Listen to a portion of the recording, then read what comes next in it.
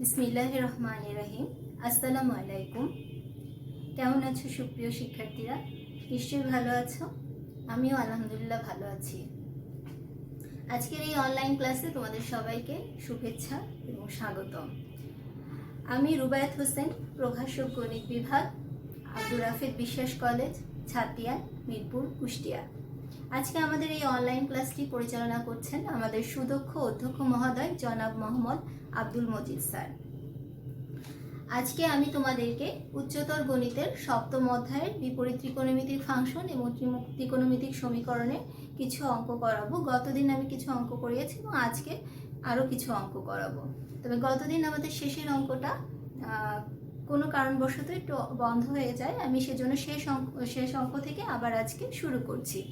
তাহলে সবাই শুরু করো আমার সাথে। আমাদের যে শেষ অঙ্কটা ছিল সেটা হচ্ছে number 4, sec square tan inverse of 4 plus tan square sec inverse of 3 equal to 25. Sec square tan inverse of 4 plus tan square sec inverse of 3 equal to 25. এটা আমাদের প্রমাণ করতে হবে। তাহলে আমরা প্রমাণ কিভাবে করব? লেফট হ্যান্ড সাইড থেকে দেখে বোঝা যাচ্ছে।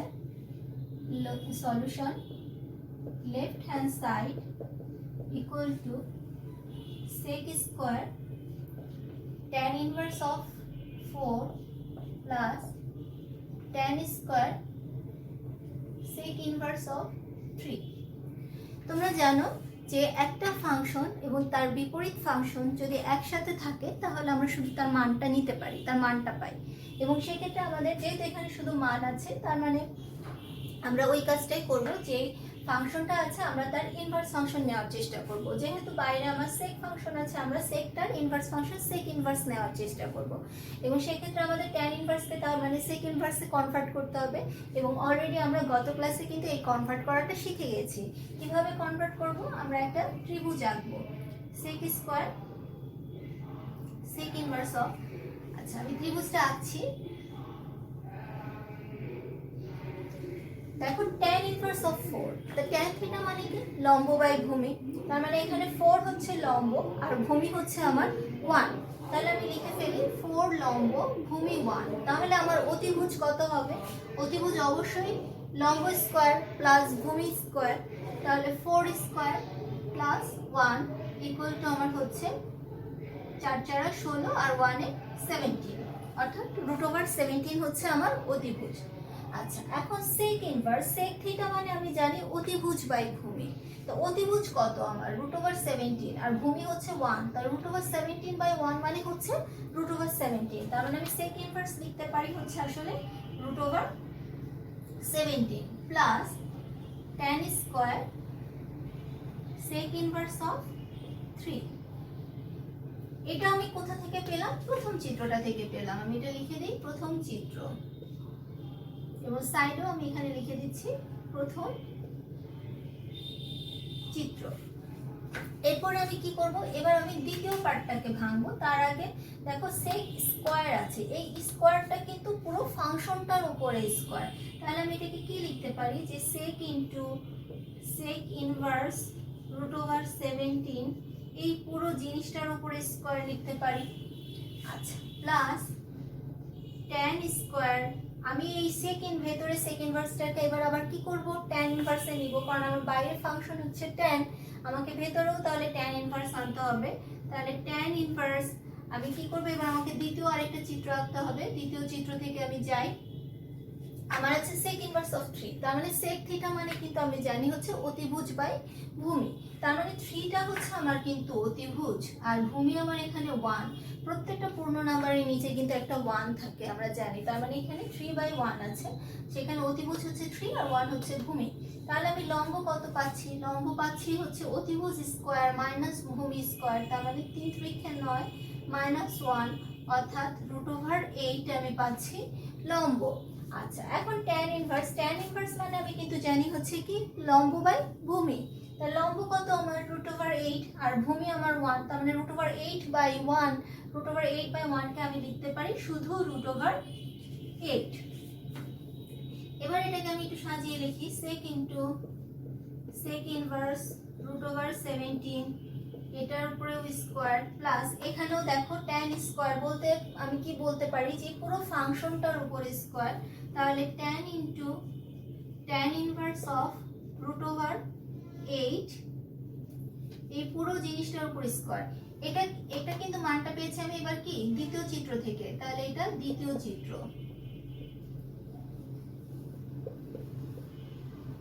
ওকে,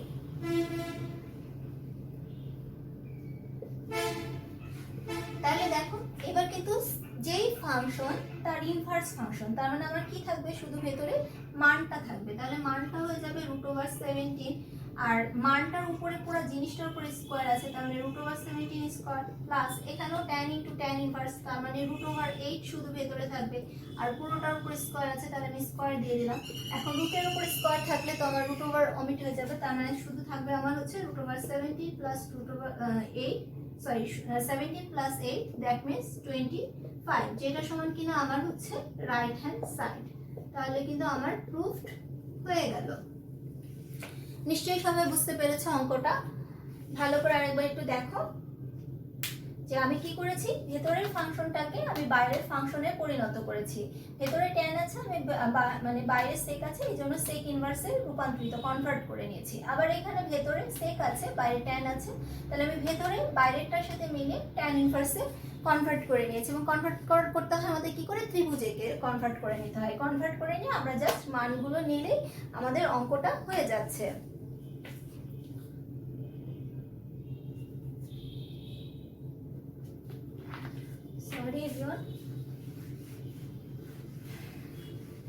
এবার আমরা পরবর্তী অঙ্কে চলে যাব।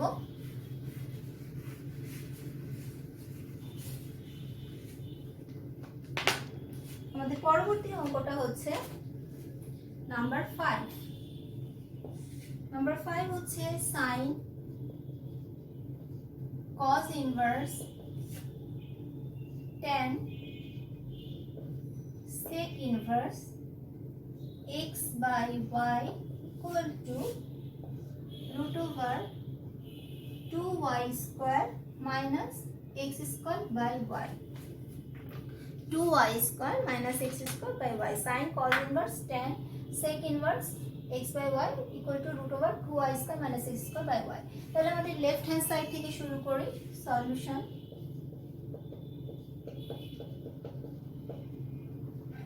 sin cos inverse tan sec inverse x by y। আমি কি বলেছি, আমরা সবসময় দেখব বাইরে কোন ফাংশনটা আছে সেই ফাংশনটার সাথে মিলিয়ে আমরা ইনভার্স ফাংশনটাকে নেওয়ার চেষ্টা করব।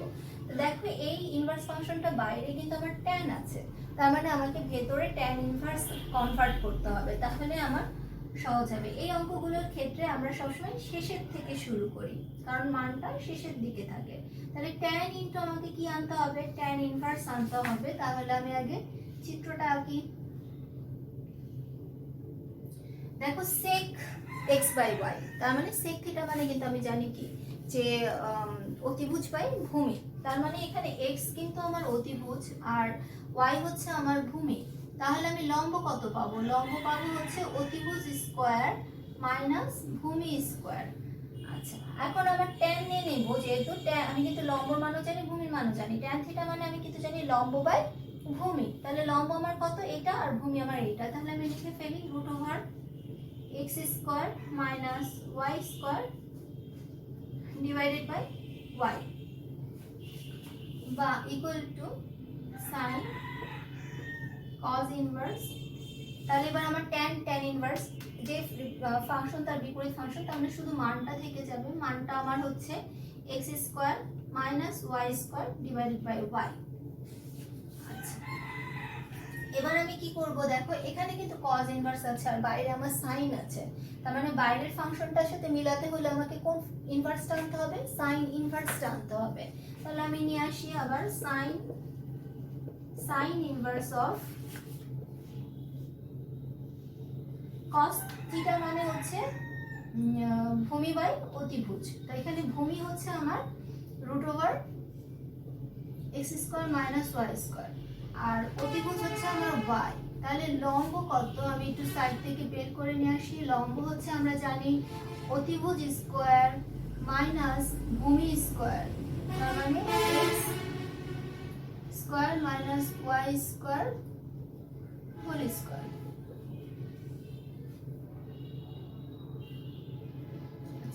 তাহলে y square minus root over উঠে যাবে, যেহেতু রুট ওভারের উপরে স্কোয়ার, তাহলে এক্স স্কোয়ার মাইনাসে মাইনাসে প্লাস ওয়াই স্কোয়ার। তাহলে আমার হয়ে যাচ্ছে 2y square minus x square. তাহলে এখানে আমি মানটা বসিয়ে দিই 2y square minus x square. আচ্ছা, সাইন থিটা মানে কি? লম্ব বাই অতিভুজ। তাহলে লম্বের মানটা তো এটা, আর অতিভুজ আমার y, তাহলে আমি বসিয়ে দিই root over 2y square minus x square divided by y। তাহলে আমার যে ফাংশন তার ইনভার্স ফাংশন, তার মানে শুধু মানটা থেকে যাবে কত? 2y square minus x square divided by y। আমাকে কিন্তু প্রমাণ এটাই করতে বলেছিল, তাহলে এটা সমান হচ্ছে আমার রাইট হ্যান্ড সাইড। প্রুফড। আমরা আমাদের পরবর্তী অঙ্ক চলে যাচ্ছি।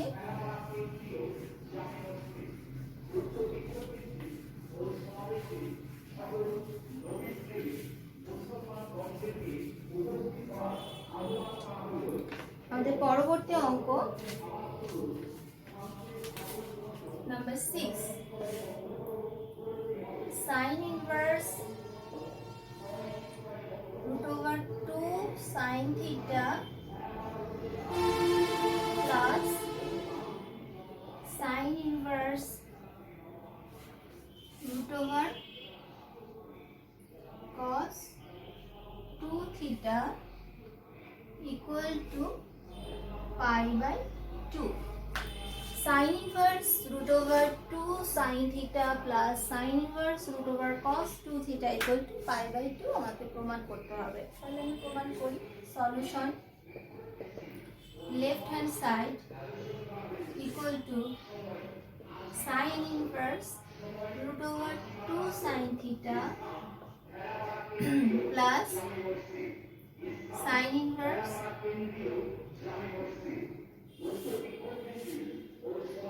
cos 2 theta। একটু তাকাও বোর্ডে। এটা কিন্তু সূত্রটা আমরা প্রথম দিন একটা সূত্র শিখেছিলাম, যে sin inverse of x plus sin inverse of y, অর্থাৎ এইটুকু আমি যদি x ধরি আর এইটুকু আমি যদি y ধরি, তাহলে কিন্তু আমাদের sin inverse of x plus sin inverse of y সূত্রটা আসে। তাহলে আমি লিখি যে sin inverse of x plus sin inverse of y সূত্রটা ছিল কি? sin inverse x into x বলতে এখানে আমার কি? root over 2 sin theta x into 1 minus y square, তার মানে 1 minus 8 square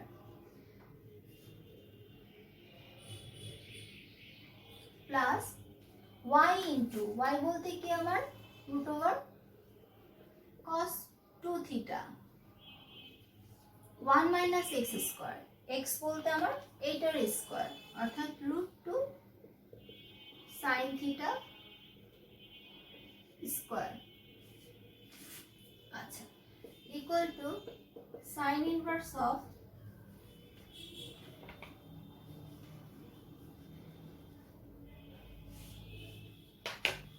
sin inverse of, তাহলে আমি এখানে কত পাচ্ছি?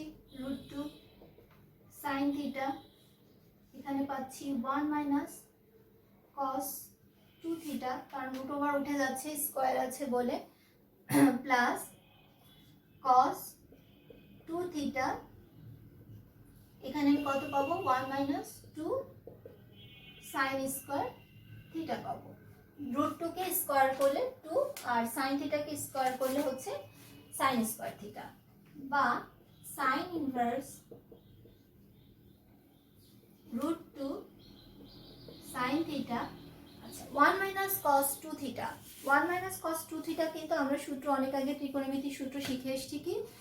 2 sin স্কয়ার থিটা। তাহলে আমি এখানে লিখে ফেলি 2 sin square theta plus cos two theta. আবার 1 মাইনাস 2 সাইন স্কোয়ার থিটা মানে কিন্তু হচ্ছে কস 2 থিটা। তাহলে রুট ওভার তো থাকলো, এই ভেতরে এই 1 মাইনাস 2 সাইন স্কোয়ার থিটা মানে হচ্ছে কস 2 থিটা, বা সাইন ইনভার্স, এখানে আমার থাকছে রুট 2 সাইন থিটা, এখান থেকেও দেখো রুট 2 সাইন থিটা, এখানে দুটো root over cos 2 theta root over cos theta গুণ হয়ে আমার হয়ে যাবে কি কস 2 থিটা। দুটা রুট ওভার গুণ করলে সেখানে রুট ওভারটা কি হয়ে যায়, রুট ওভার স্কোয়ার, তার মানে রুট ওভারটা উঠে যাচ্ছে। আচ্ছা, সাইন ইনভার্স, দেখো এখানে রুট টু গুণ করলে 2 সাইন থিটা গুণ করলে sine square theta plus cos 2 theta. এটাকে আমরা কি করতে পারি, বা sign inverse 2 sine square theta মানে কিন্তু হচ্ছে 1 minus cos 2 theta plus cos 2 theta. তাহলে দেখো এই cos 2 থিটা আর এই cos 2 থিটা কেটে গেল, তাহলে আমার থাকলো কত, আসলে sin ইনভার্স অফ 1 থাকলো। আমি পাশে লিখছি sin ইনভার্স অফ 1 থাকলো। তাহলে sin inverse of 1 equal to লেখা যায় কত, sin ইনভার্স অফ 1 এর মান কিন্তু π/2, তাহলে আমাকে এখানে লেখা যায় π/2, যেটার সমান হচ্ছে আমার রাইট হ্যান্ড সাইড। সো আমাদের প্রমাণ হয়ে গেল। আশা করছি বুঝতে পেরেছো। নেক্সট অঙ্কে আমরা চলে যাচ্ছি।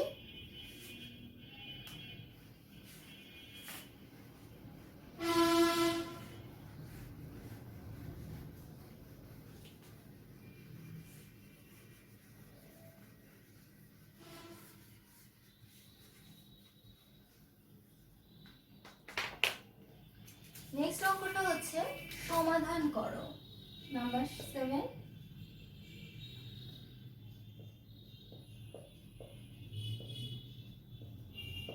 সমাধান করো, সমাধান করো কি, tan inverse 1 minus x 1 plus x equal to half tan inverse of x। tan inverse 1 minus x divided by 1 plus x equal to half tan inverse of x। তাহলে আমি সমাধান করি। সমাধান করা মানে কি, আসলে চলকের মান বের করা, তাই না? তো এখানে চলক কিন্তু আমার একটাই চলক আছে, x চলক আছে, তার মানে আমাকে এখানে কি বের করতে হবে, x এর মান বের করতে হবে। তাহলে আমি শুরু করি, যে দেওয়া আছে tan inverse 1 minus x divided by 1 plus x equal to half tan inverse of x, বা আমি যদি আর গুণ দিই তাহলে হয়ে যায় 2 tan inverse of 1 minus x divided by 1 plus x equal to tan inverse of x। এটা কিন্তু 2 tan ইনভার্স অফ x এর সূত্র তোমাদের মনে আছে নিশ্চয়ই, যে 2 tan ইনভার্স অফ x, এইটুকুকে আমি যদি x ধরি তাহলে 2 tan ইনভার্স অফ x এর সূত্র ছিল tan inverse x divided by 1 minus x square. তাহলে আমি লিখে ফেলি, বা tan inverse twice x 2 into 1 minus x divided by 1 plus x divided by 1 minus x square। তো x বলতে এখানে 1 minus x divided by 1 plus x পুরোটাই, তাহলে এটার স্কয়ার ইকুয়াল টু হয়ে যাচ্ছে tan ইনভার্স অফ x, বা tan inverse 2 1 minus x by 1 plus x।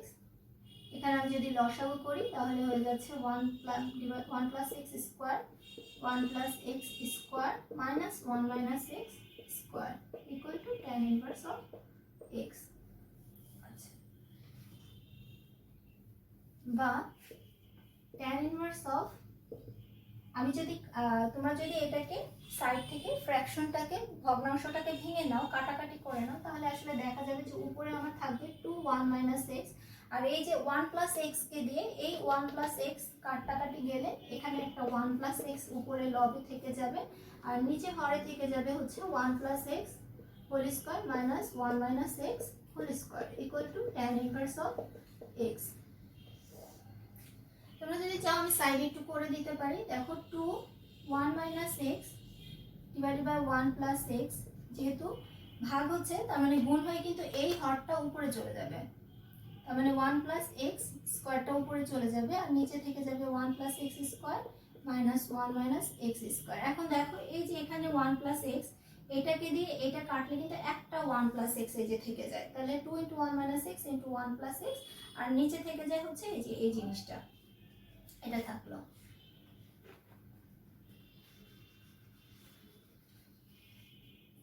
বা সাইডে করছি তোমাদের দেখার সুবিধার জন্য, বা তাহলে আমার এখানে দেখো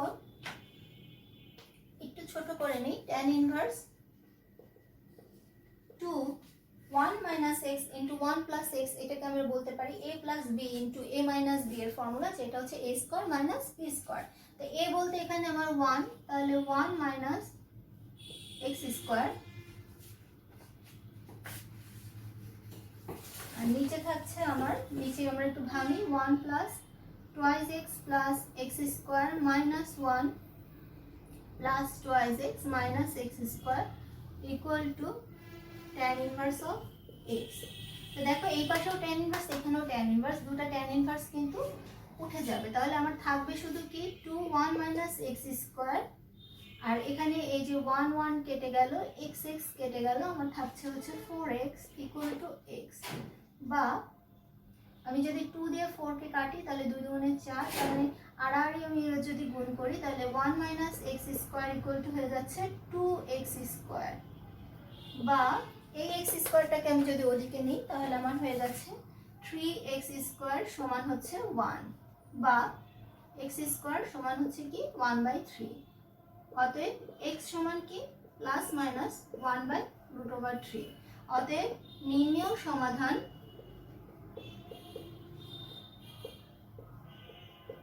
x equal two plus minus 1/√3। আশা করছি তোমরা সবাই অঙ্কগুলো বুঝতে পেরেছো, সমাধানটাও বুঝতে পেরেছো। আমরা 7 এর যে কয়টা অঙ্ক ছিল মোটামুটি 7 এর সব অঙ্কগুলো আমরা দেখে ফেলেছি। ইনশাল্লাহ আগামী দিন আমরা সেকেন্ড অধ্যায়ে চলে যাব। এটার যেটা সেকেন্ড চ্যাপ্টারটা আছে আমরা সেটা করব। সবাইকে আমার সাথে থাকার জন্য ধন্যবাদ। সবাই ভালো থাকো, সুস্থ থাকো। আসসালামু আলাইকুম, আল্লাহ হাফেজ।